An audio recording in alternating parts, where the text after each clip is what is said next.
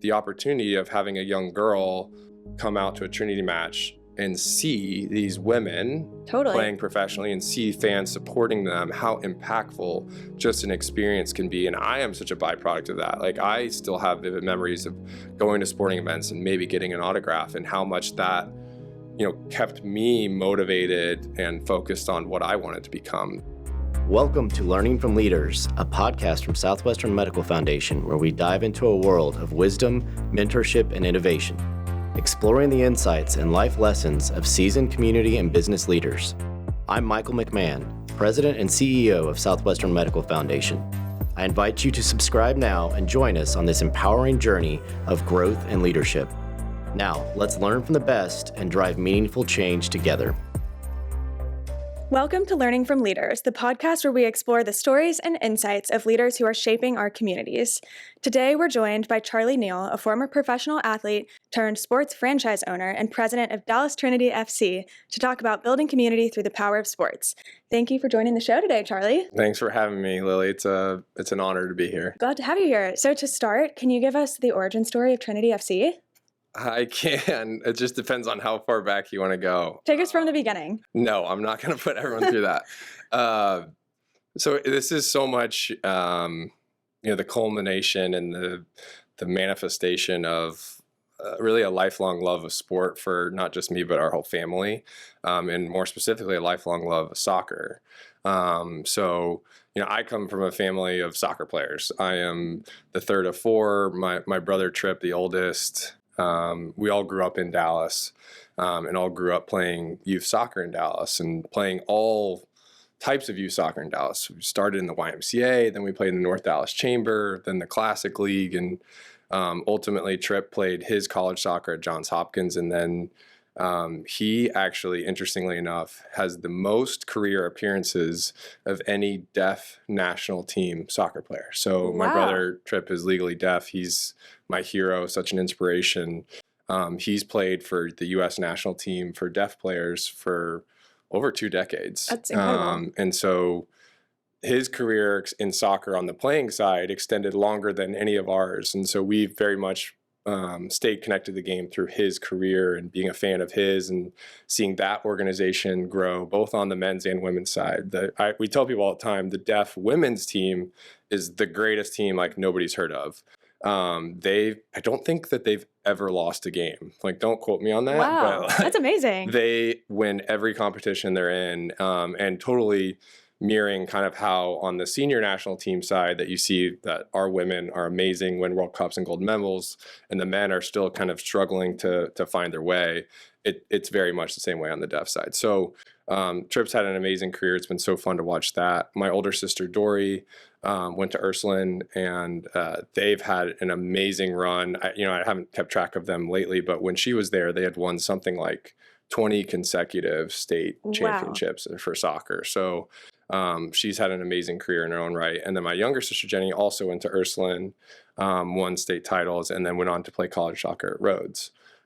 So having that, and then my own soccer experience growing up here and playing at Yale, and then now very much just being a fan of the game, Tripp and I still play in a Sunday men's league. And, I joke, my now wife came out to the first couple of games and she doesn't really come anymore because it's really fun, but it's a bunch of 30-plus-year-olds trying to relive their glory days. Long-winded way of saying, like, I know the question was how we got into this.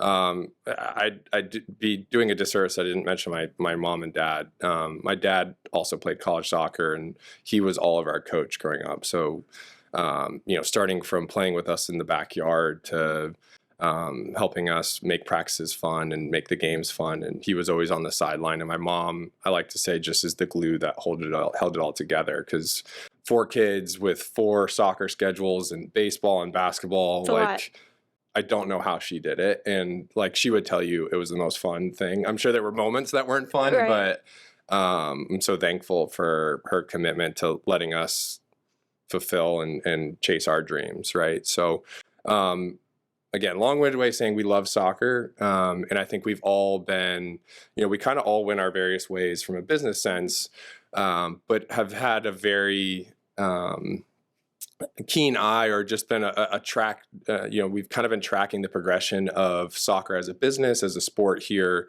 in the United States, particularly on the professional side. And the MLS has done great. They very much benefited from World Cup '94 and kind of seeing the progression of that. And then the women's side's always had this more circuitous path in the sense where the national team, as I said, has been amazing, but it's never really translated to the professional game until about 5-10 years ago. So the National Women's Soccer League came about, I think, in 2012 or so.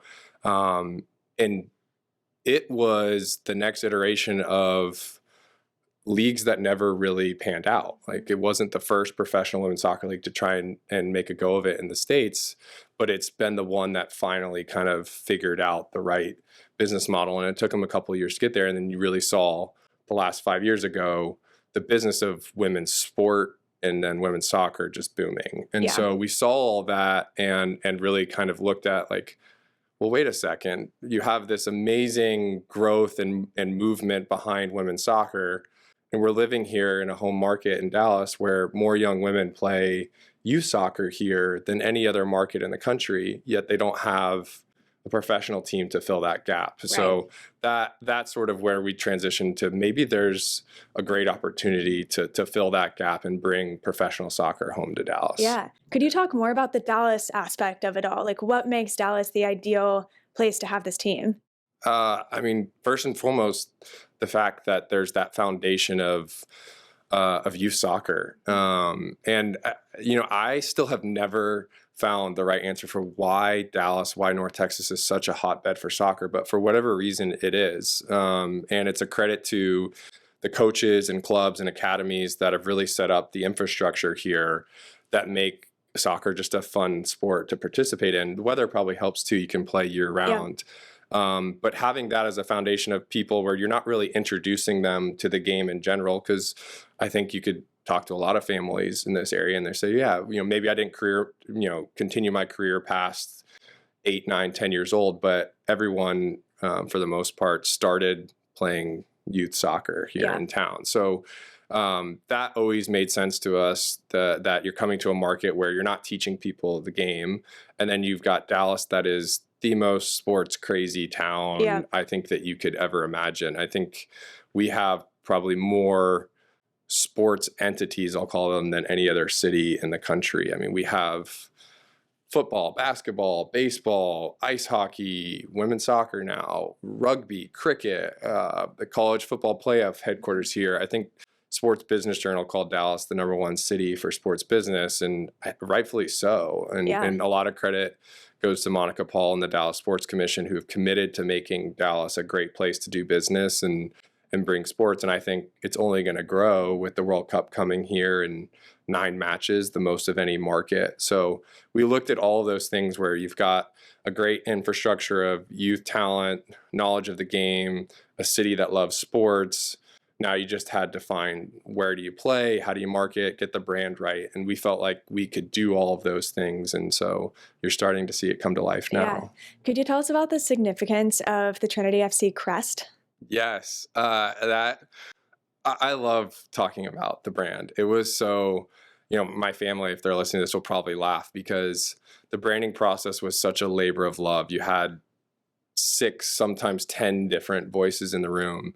But at the end of the day, I think it's a great case study for the strength of diversity of thought. Like, you really did have 10 different viewpoints. And the brand agency we worked with, Modest Works, I give Robert Milam a lot of credit because he brought in an advisory board to help shepherd us through the process, that they all came from different walks of life and had different backgrounds. So we weren't just getting sort of a uniform piece of thought. I mean, we had Hans Taplin, who's an African-American from Denver, who has done a ton of great work with By Way of Dallas and thinking about streetwear and transcending culture. And then you had Tor Mathy, who's an Asian-American stylist, and thinking about, she's worked with all these great designers and how do you bring that into the brand. And then we had Jordan Rogers from former Nike marketing and thinking about how do you intertwine sports. So we had all these, we didn't want the brand to be cookie cutter, here's your next sports team. We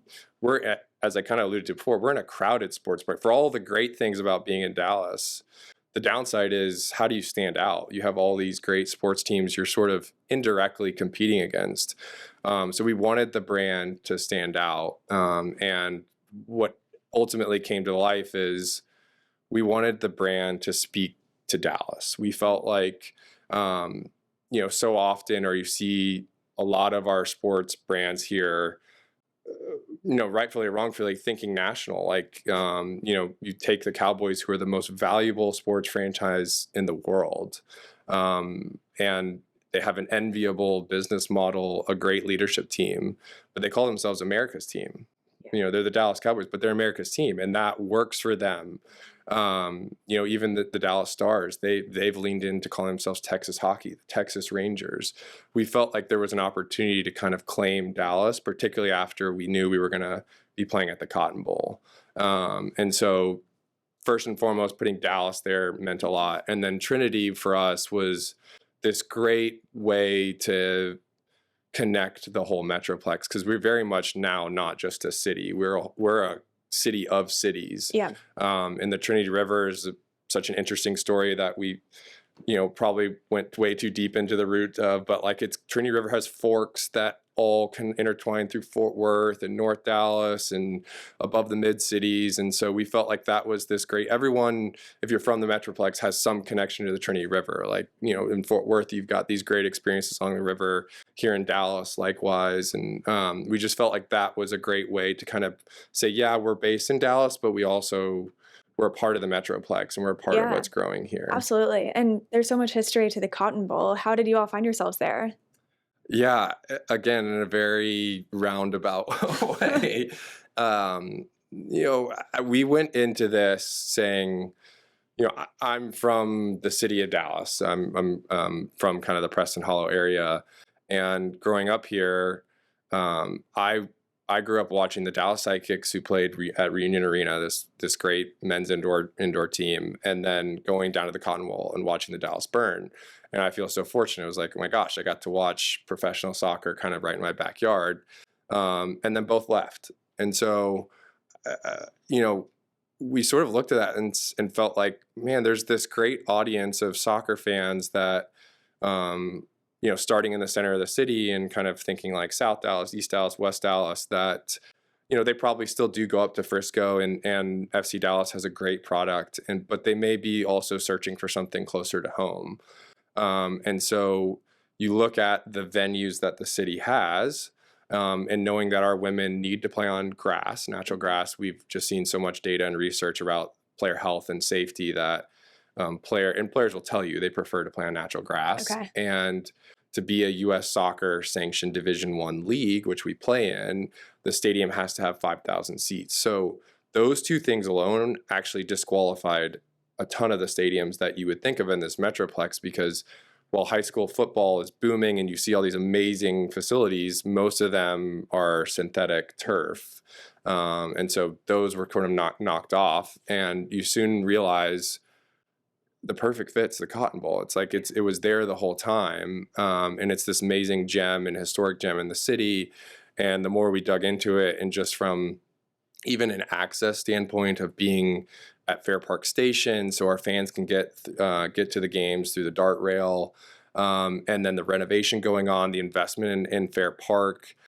We just felt like our story and that story and the investment of the city fit really well together. And to our city council's credit, and our mayor's credit, and our city manager's credit, they saw the same thing. And so they came together and thankfully approved us to play at the Cotton Bowl. I think it timed up well. They're bringing the Wings back, the WNBA team. Amazing timing. From Arlington, and seeing the investment in the convention center and the arena that they'll play in. And so you're seeing really the city put kind of their money where their mouth is in investing in women's sports. And now we're talking with them about performance centers, training centers, like how do we continue to reinvest and make sure not only do we have women's sports teams, but like they're winning and they're succeeding, Totally. right? Because this is a city of champions, and we want to be a part of that. Yeah.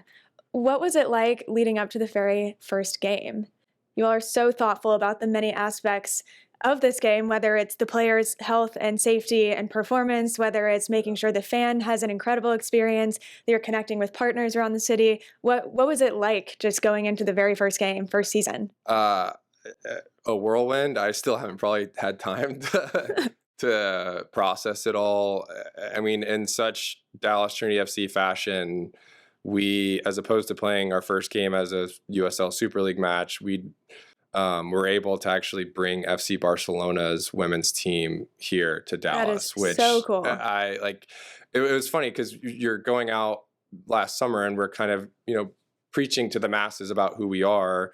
And, one of the lower barriers to entry or ways I was kind of phrasing was like, you may not know who we are, but you know who Barcelona is. Like, Right. So please come out to the first match and watch this amazing team. I mean, FC Barcelona's back-to-back Champions League champions. I think Bonmati and Putellas have won the last 4 FIFA Female Player of the Year Wow. awards. So you have Incredible. these two, Lionel Messi equivalent type women who are amazing players, who probably aren't as well known over here, but deserve to be as well known over here, coming to the Cotton Bowl. And it's the first ever. It was the first ever professional club game to be played at the Cotton Bowl, because we've had the national team play, but never a professional club game. Mm-hmm. So what a great introduction to the sport to have the world's best team come here, the world's best players come here. So what was the anticipation? We didn't know what to expect. We knew it was going to be a tough game, and we ended up losing, but we played really well in the second half. But even getting them, Barcelona ended up coming a day or two early, and we had folks out to training sessions, and just watching the interest and the fever and momentum behind that. It was, I would be lying if I didn't say it was gratifying to or validating, right? Totally. To say, we kind of thought all of these things would make sense, but then to see it come to life was great. And still to this day, my favorite thing about this is match day, and like being on the field at the Cotton Bowl and looking up and just seeing a stadium full of like an audience that I think reflects like the diversity of our city. I mean, the young women, even young boys, like coming up to the front railing to like get autographs. And, our players, to their credit, have been amazing. Like sometimes after games, we have to like pull them off to say, okay, Pauline needs to talk to the team after the match, because they just are so understanding and bought into what we're building. And so that's, the smiles, the selfies, the photos, the autographs, like that's still to this day my favorite thing about it. Yeah, you all have really, having been to a couple of games now, there's so much fun, and you all really have captured such a special energy. It's like, it's really hard to accomplish, but you all have done it. It's really Thank you. exciting. Yeah. Could you talk about, for any listeners who aren't as familiar, what the differences are between the Super League and the NWSL, and how you all decided to go all in on the Super League? Yes. Yeah. Happy to. First and foremost, like I have to give all the credit, or not all the credit, but so much credit to what the NWSL has built. Like we're very much building off of what they've been able to accomplish and achieve in so many ways. I think that what we at the Super League are taking advantage of, and I'll even take a step back from that. So U.S. soccer, we'll get, for the soccer nerds, we'll get in the weeds for 1 second. Okay. So U.S. soccer is the federation that governs, for simplicity's sake, like the leagues that end up happening and the leagues that have the teams for pro teams. There are levels for what you can be sanctioned as. You can be Division 1, you can be Division 2. On the men's side, MLS is Division 1. On the women's side, historically, NWSL has been the only Division 1 team league. Super League, USL Super League, which started this past fall, we have now been sanctioned as Division 1. So you have 2 Division 1 leagues, not necessarily competing each other, but existing at the same level, which was a somewhat historic decision by U.S. soccer, because you have, you think of the old sports days, the NBA and the ABA, the NFL and the AFL. Right. You have 2 coexisting leagues with different business models, which I'll get into.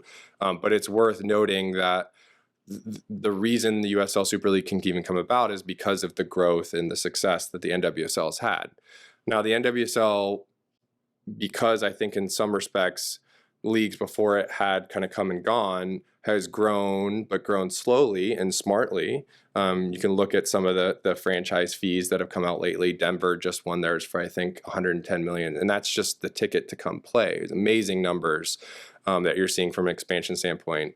They're at 16 and growing probably to 18 teams. What the USL Super League and us at Trinity have seen is there's way more deserving young women or middle-aged women, professional women, professional soccer players to be able to play than 16 or 18 teams can service. So you have this supply-demand imbalance of not enough teams, but an oversupply of players who ultimately have gone and played in Europe or gone and played in South America or Mexico, who, if given the choice, would have loved to play in the States and play at home, maybe even in their backyard. So the Super League's filling that gap. It's come in with 8 initial markets. They've got, like I said, 16. And so there's plenty of talented players to fill out the Super League. I think I've been so impressed by even just the quality of our play in our first season. I've been impressed with our team. We're in second place. I shouldn't not say awesome. that. And so just from a talent acquisition standpoint, we felt like there was enough room for both to coexist. Now, the difference is the NWSL, first and foremost, plays kind of, I'll call it a late spring to fall season. So the heart of their season's during the summer. We don't play in the summer. We play what most of the world plays, which is sort of an early fall to spring season with the summer off.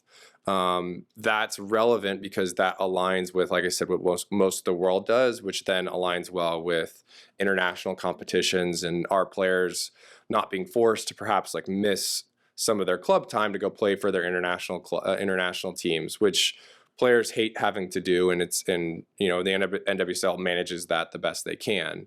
Up until a couple months ago, one other difference was that we gave players complete control coming into the league on which teams they wanted to play for. For a long time, the NWSL had a draft. So if you wanted to come in, you came in through a traditional draft system where if you're a great player, someone had the number 1 pick and you were sort of shipped off to Louisville, even though you didn't really get the choice to do that. Our league wanted to give players choice and be a little more player forward. Now NWSL, to their credit, has transitioned to the model that we adopted. So a lot of autonomy from a player perspective. So what does that process look like for selecting teams for players?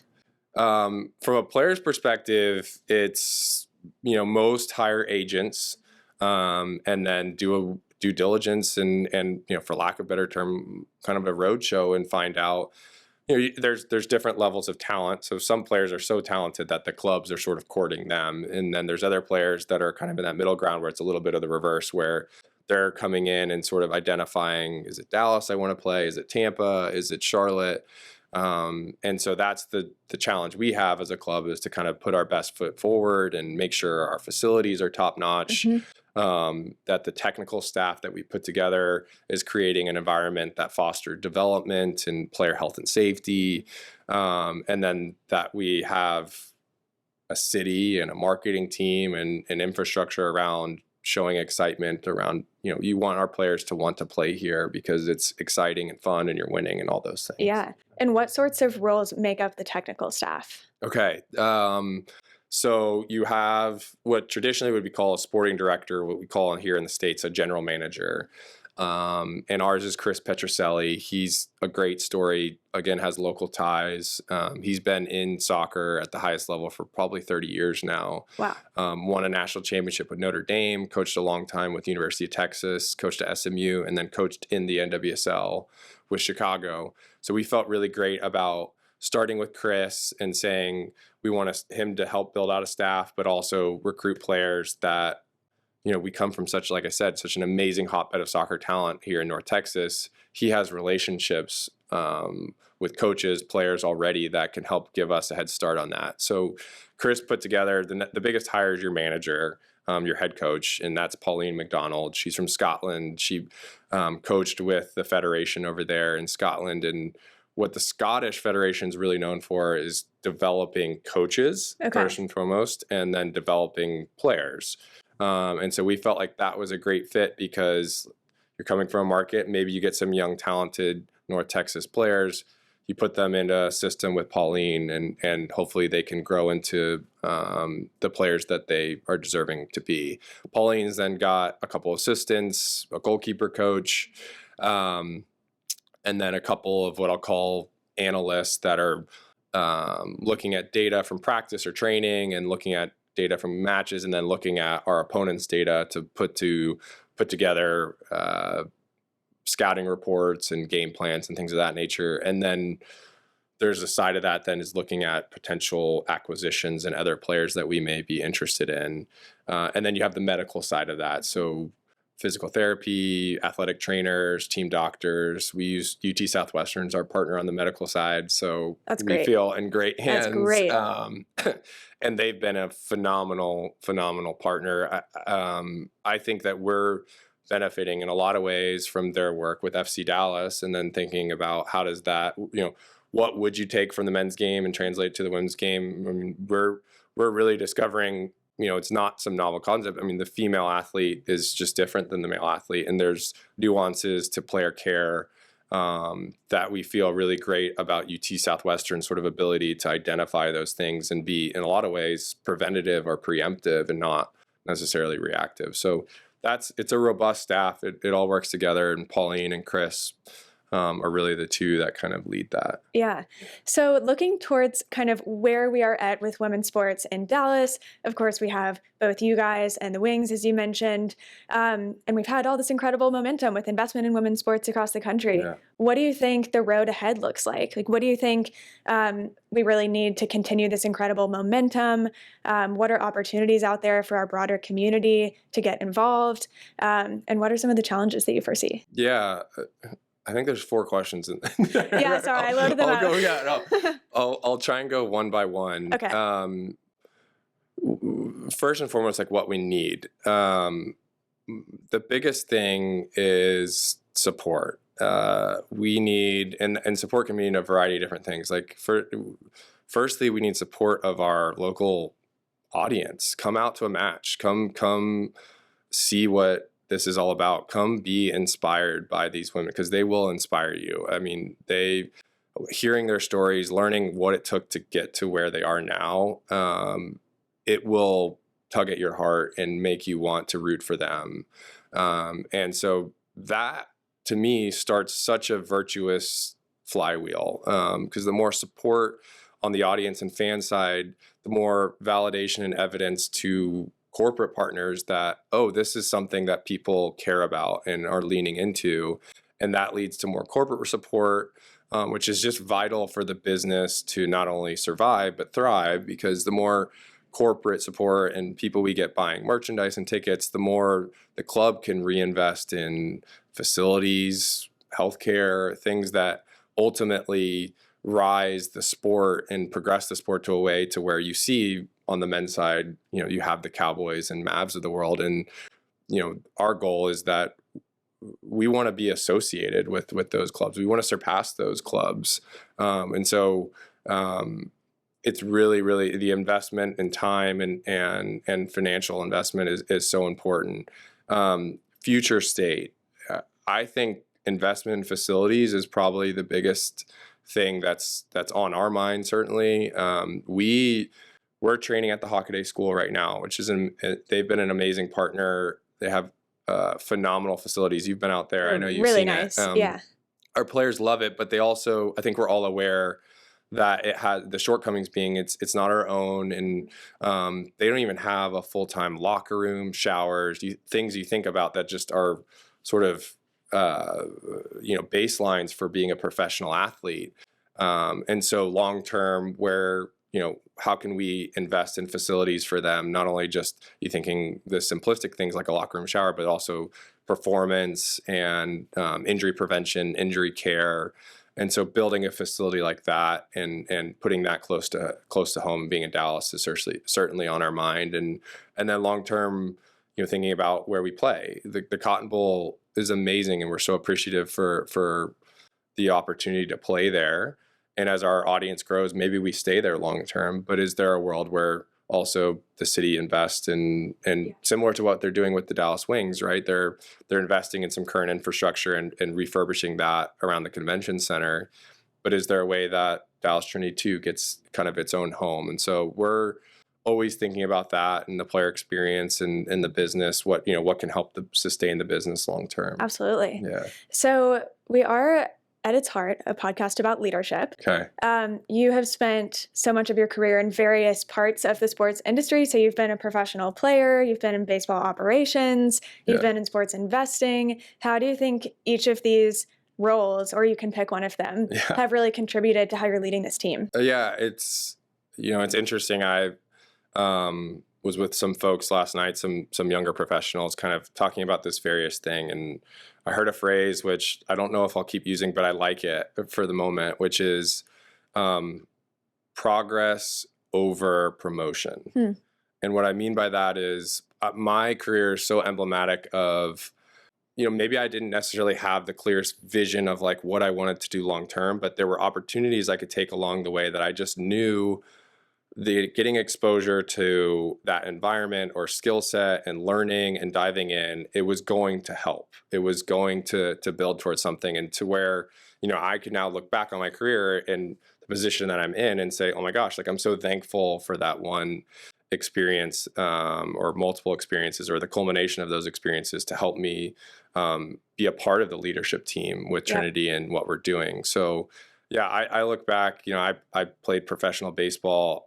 I did not make the big leagues. I got drafted in 2012 in the 37th round. For context, that round doesn't exist anymore. Like they don't go 37 rounds anymore. And but I'm so appreciative of my time in the minor leagues. I played with two organizations that are historic organizations, with the St. Louis Cardinals and Detroit Tigers, and so getting to be on the inside and see how those organizations were run, particularly the Cardinals, and they call it the Cardinal way, and seeing, from the top how a unified vision, a really strong process, a strong core value system, how that can, from a young minor league player, then grow into a big leaguer. And we had big leaguers at the time like Yadier Molina, who's amazing Gold Glove catcher. I was a catcher.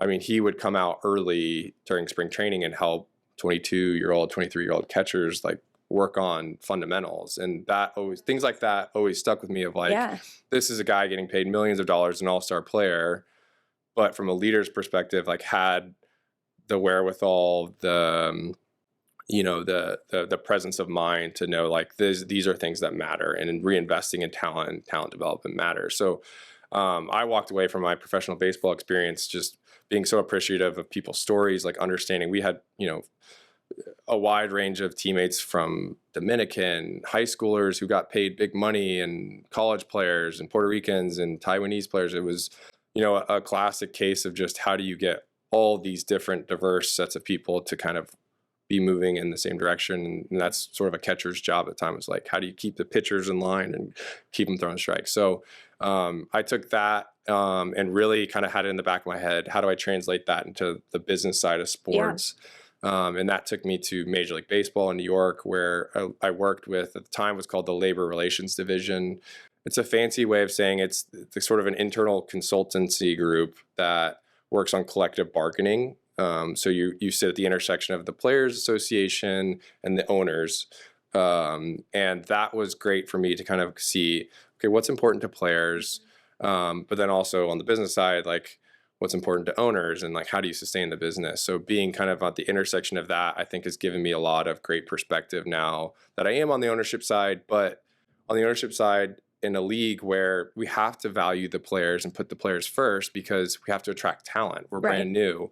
We're the challenger, the disruptor in this. So, and our players just did unionize. So we will be going through a collective bargaining process with them. And so thinking about the trade-offs and what's important to both sides going to be interesting. And then I did come back home and work with the Rangers in baseball operations. And that gave me a good perspective on really the data analytics revolution. We were such a byproduct of Astro Ball. I mean, if you think about the Rangers, our biggest rival is the Astros, and the Astros at the time were winning World Series, some by banging on trash cans and cheating, but like it was, I'm being facetious, but they set this amazing model of really building off of actually what Billy Beane and the Oakland A's had done with Moneyball, and how that then translates, how you're leveraging data to come up with insights and strategies that ultimately lead to a winning team.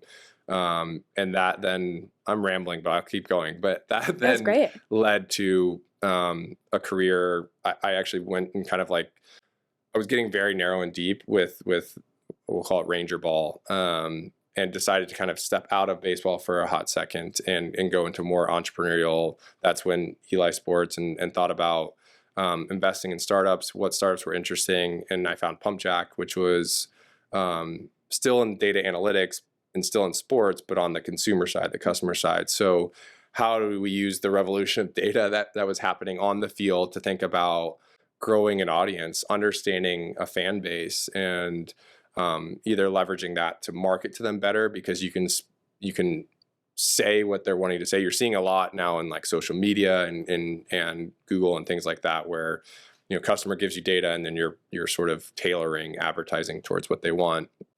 Or even as simplistically as thinking about what corporate partners would make sense to the demographics of a certain audience. So saying, hey, I've got an audience that skews younger, skews more female, what brands maybe are looking to penetrate that or would over-index towards that. So that was a great experience. And then thankfully I was able to kind of transition away from that when the opportunity for Trinity started coming back and coming around, and we felt as a family it was the right time to jump in. And so I left that and really dove 2 feet forward into Trinity. Yeah. Is it fun to get to work with your family on it? It is. It's I mean, I smile because anyone with a whole bunch of siblings understands like there's so many pros and cons to that. Yeah. But like at the end of the day, you wake up every morning excited to go into work, and it's been so rewarding to see all of us who we've had kind of our own career progressions come back and see that complement each other's strengths and weaknesses. So, I had my playing career and working in Major League Baseball and the Rangers and data and analytics. And then you've got my older sister, Dory, who her career is in marketing and media and advertising. So thinking about how she's positioning our brand and thinking about our merchandise and what speaks to the fan. And then Tripp, who I spoke about before, he's led, help finding Chris Petroselli and thinking about the technical side and facilities and infrastructure and thinking about our training facility and what should come to life there, and being able to leverage his knowledge and expertise from U.S. Soccer. And then my dad, who's been in the business world for almost 40 years now. He probably hates me saying that because it's aging him 40 plus years. And his core business has been in real estate investment banking. And, he's got a keen eye for how the numbers work, how we can make it happen, how we raise the necessary capital to make this work, who are the strategic partners we needed to bring in. So it's to have all of us, and I'd be doing a disservice to leave out Jenny, my younger sister, who doesn't have a formal role with the club, but having an unbiased point of view, a younger point of view, someone who's thrown great community events for us and thinks about that. And she's now garnered some great relationships with the city, and hopefully that long term that continues to pay off. So seeing all of those things complement each other has been great. Yeah, it sounds like the dream team. It's yes. Yes and no, right? Like, I mean, we're all, I would hate to I'd be remiss to say that we have the perfect team. We don't have the perfect team. That's why we're building our organization to find the right people to complement, again, our strengths and weaknesses. And that's been a fun part of that too, is starting a new company and saying who are we going to bring in to help us bring our vision to life. Totally. Yeah. So there's one question that we always ask our guests on Learning from Leaders, which is, who has been a mentor in your life that's really kind of shaped your view on leadership and kind of helped gotten you to where you are? Yeah. I'm sure family's been kind of an underlying theme of this. My dad, like I said, he's sort of, he's always dad, right? But he started as coach, and he introduced all of us in some respects to like the love of sport. And I still have such great memories of, like I said, playing in the backyard, kicking the ball around with him, or whether it was throwing the ball in baseball or shooting hoops or things like that. And I'm so appreciative that he invested his own time and doing things like that, and being out on Saturdays and coaching 3 of our teams at the same time, and coming back Sunday and not having a voice because he's been yelling on the sidelines the whole time.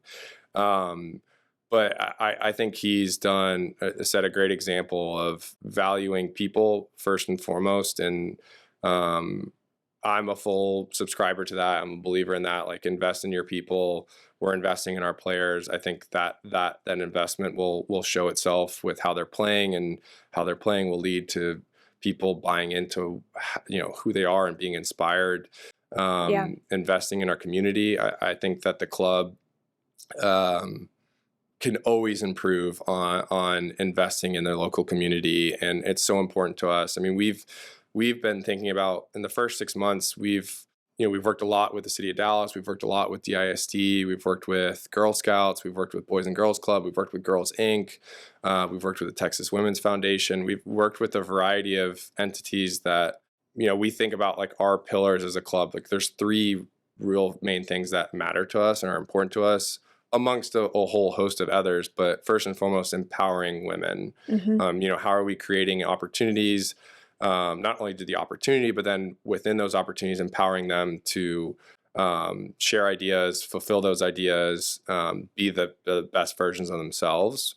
And then we think about our youth population. Like, youth soccer is one component of it, but like, how do we use soccer as a vehicle for change and good from a youth perspective? And that means like creating programs after school, or clinics, or even just an experience of coming to a game. And you and I have talked about this before with, you think about If Then, like the opportunity of having a young girl come out to a Trinity match and see these women playing professionally, and see fans supporting them, how impactful just an experience can be. And I am such a byproduct of that. Like, I still have vivid memories of going to sporting events and maybe getting an autograph, and how much that, kept me motivated and focused on what I wanted to become. So creating more experiences and opportunity like that, particularly on the youth side, and how do we leverage our players and get them into schools and things like that.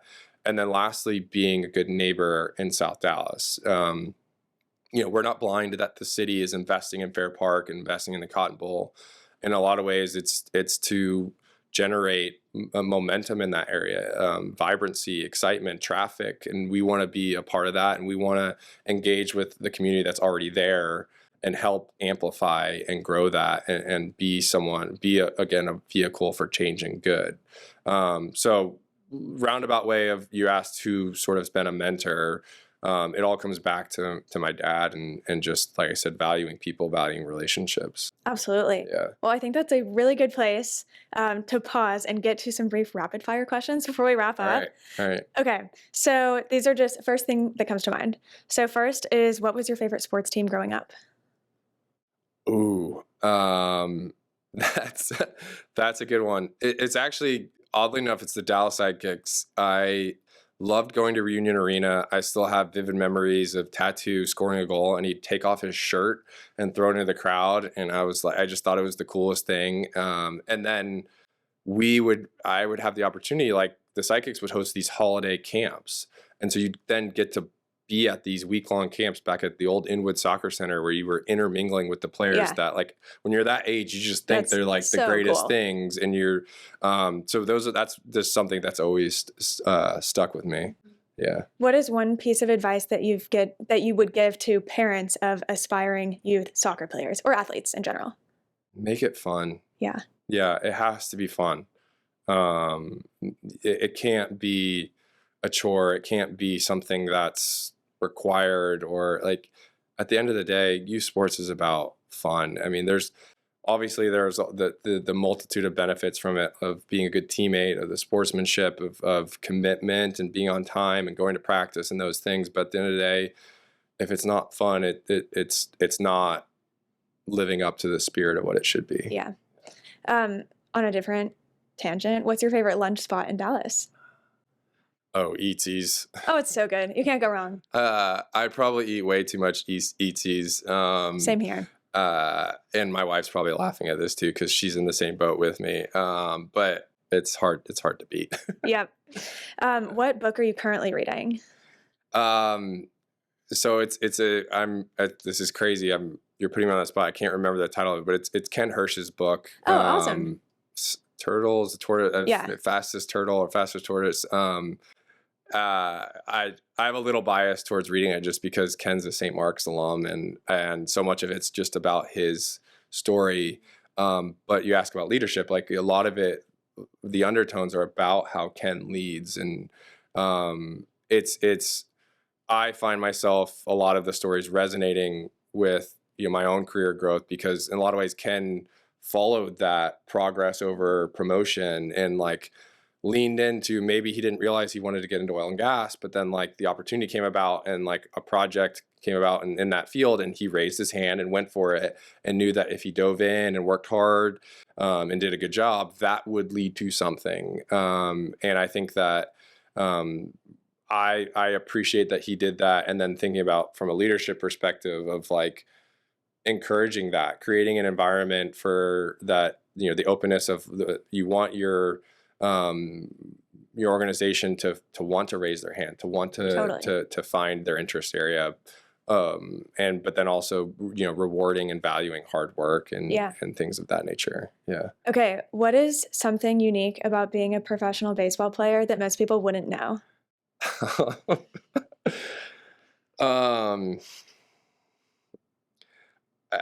There's a variety of ways to answer that. I think I'll go.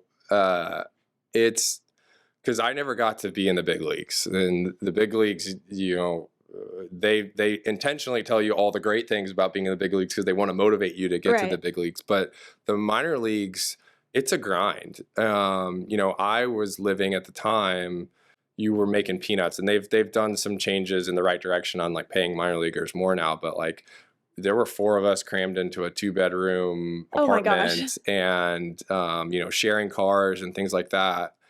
But it was, when you're living it, you don't think of that as like, I don't know the word for it, but like it ends up emboldening great relationships. Like some of those guys that I play with are my best friends in the world because you went through kind of a similar struggle together. Right. But it's so fun, being surrounded by people that are so goal oriented, so career oriented, so focused on succeeding, and just even the nature of that and how that emboldens and brings people together. So, maybe the thing that people don't know about, like, give a minor league baseball player a hug, and they're I'll keep that in mind next time I meet one. They're going through it. I mean, it's so much fun. I'm probably like making it seem worse than it is, but no, I think you would appreciate how much they appreciate like the feeling it gives you when like a young kid just even wants your autograph, because there's still that surreal feeling of like, you sure you want my autograph? Like, I'm in A-ball right now. I may not make it, but that all matters. That all helps people reinforce what they're doing. Totally. Well, I hope that y'all's players feel that way too. Yeah. That they feel that appreciation from the community here. That's exactly right. Exactly right. Well, Charlie, thank you so much for being here today. We loved having you. Yeah. And to our listeners, thank you so much for tuning in to Learning from Leaders. Don't forget to subscribe and follow us for more inspiring conversations with leaders driving meaningful change. We will see you next time. Thanks for listening to Learning from Leaders. If you enjoyed this episode, we invite you to subscribe now for monthly episode drops so that you can continue to learn from experienced business and community leaders to help you drive meaningful change in your community.